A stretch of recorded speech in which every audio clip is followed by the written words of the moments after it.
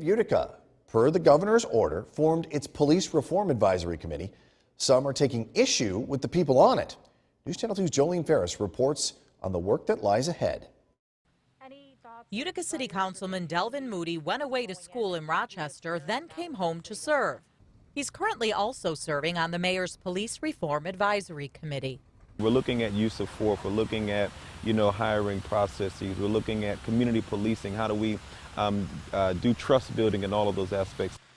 Also on the committee, Director of City Initiatives, Marcus Phillips, who not only wants to talk about inclusion and training, but also cynicism. You have to be willing to let people try to be better. You can't come out against something before you know what it is. And you can't be so skeptical of our ability to make a difference that we never even try. There are some who believe police have no place on a Police Reform Advisory Committee.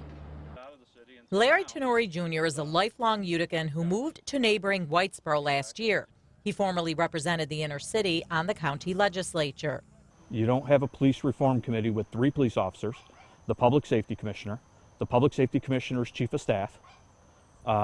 These are people that cannot, even if they're well-intentioned, cannot give an unbiased opinion or speak out strongly against the very system that we're supposed to be reforming.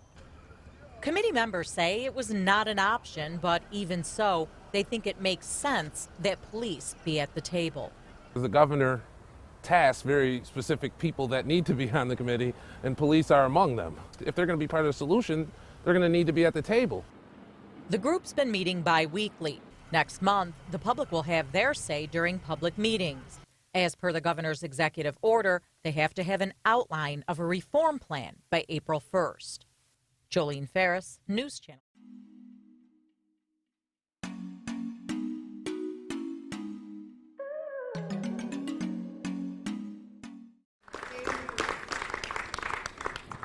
They organized a commission a month ago to investigate structural racism in all areas of Rochester and Monroe County.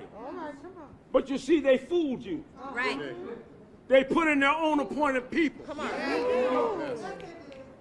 That's what they did. They didn't put in the community activists. They didn't put in the people who are sincere about justice.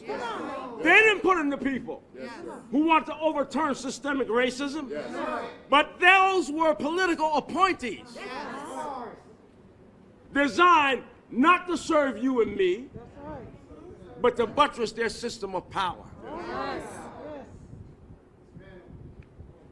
And so UCLM and hopefully our allies are calling for a People's Commission. A People's Commission to be established to focus on systemic racism in Rochester and in Monroe County. And we will implement this commission as soon as possible.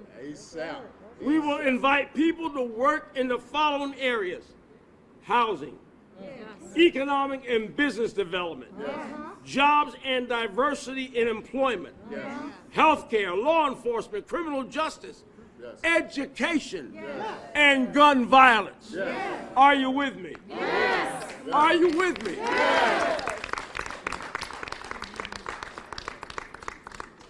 There needs to be a people-based commission appointed to look at the barriers and needs in the city and the county. No more window dressing with political appointees. Somebody say no more. No more.